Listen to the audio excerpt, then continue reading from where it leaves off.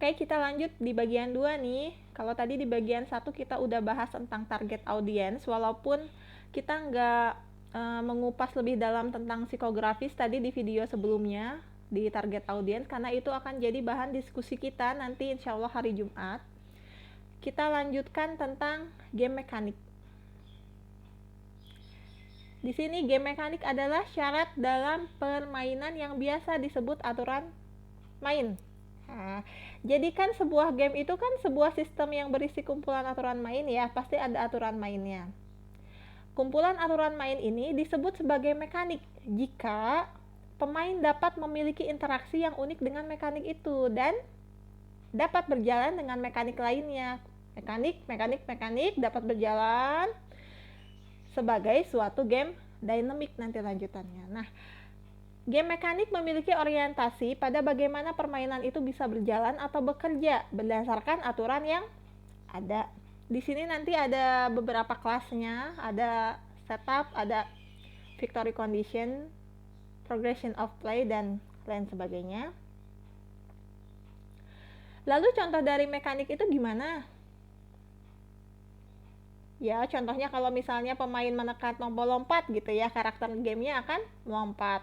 Kalau misalnya terkena suatu objek maka si karakter bisa terluka. Nah, itu contoh dari mekanik.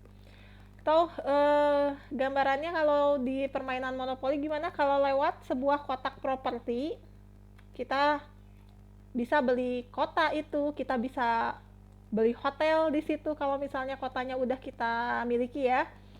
Sesederhana itu kerja dari game mekanik. Nah, kelas-kelasnya ada apa saja? Di sini ada 5 kelas. Yang pertama di setup. Setup yang dimaksud di sini adalah brief ya, sebelum melakukan permainan. Jadi di sini desainer menentukan nih hal dasar yang menjelaskan kondisi awal game sebelum pemain mulai memainkan. Contohnya ada starting health di fighting game ya, atau juga starting resources di game simulasi. Lanjut juga di kelas victory condition. Di sini dalam aturan main perlu dijelaskan bagaimana keadaan permainan itu bisa dikatakan menang.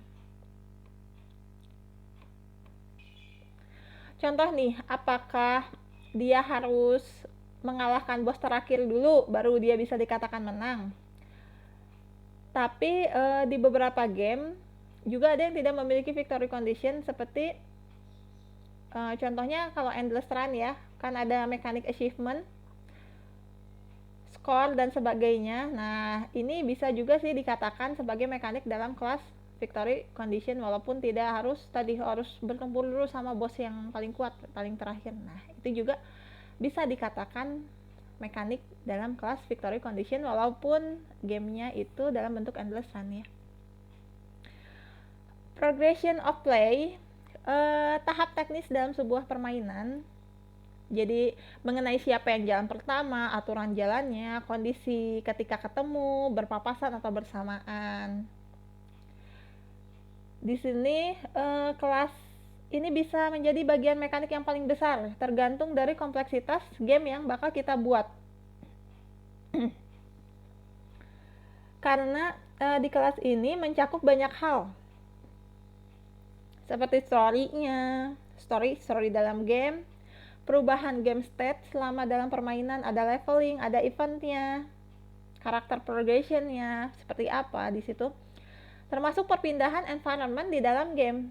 Nah, semua hal yang mencakup perjalanan ketika mulai game hingga game berakhir termasuk dalam kelas ini, progression of play.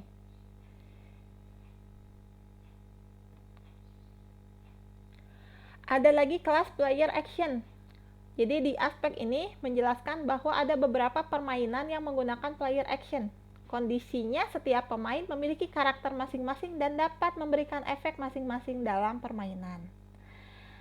Aspek ini dijumpai pada permainan digital, walaupun di non-digital juga tidak ditemui ya, karena menggunakan prinsip konvensional dan sejajar. Ini kelas mekanik di mana semua peraturan yang berhubungan dengan aksi pemain dijabarkan. Kayak kontrol pemain, kegiatan-kegiatan yang bisa dilakukan pemain selama dalam game, itu ada di dalam kelas ini. Contohnya kalau di racing game, pemain mau menggerakkan joystick ya, berbelok sesuai dengan arah yang diinginkan. Namun jika pemain menekan tombol brake atau rem gimana? Sembari berbelok dengan kecepatan tinggi, mobilnya bisa drifting ya. Nah, detail pada apa yang dapat dilakukan pemain dan bagaimana mencapainya sangatlah penting dalam kelas ini. Setup, victory condition, progression of play, dan player action. Satu lagi adalah definition of game view. Mekanik juga memiliki definisi sebagai tata aturan main yang tepat dan jelas mengenai informasi yang bisa diketahui oleh setiap pemain kapanpun. Jadi di game view ini adalah salah satu mekanik yang sering diabaikan dalam tahap awal pembuatan game, karena sebagian besar mekanik kelas ini biasanya bukan mekanik yang menjadi fitur utama dalam game. Jadi beberapa game designer nih lebih sering fokus pada mekanik yang terlihat menarik buat mereka. Mekanik pada kelas game view adalah mekanik yang berisi rules mengenai informasi apa saja nih yang bisa didapat oleh pemain selama dalam permainan.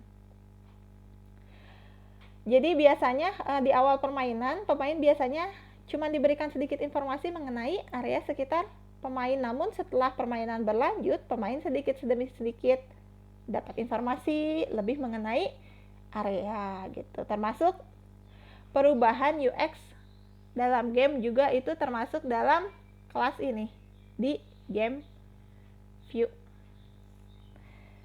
Itu sekilas dari game mekanik. Kita lanjutkan ke part 3. Nanti kita bahas tentang dynamic ya. Ditunggu lanjutannya, oke?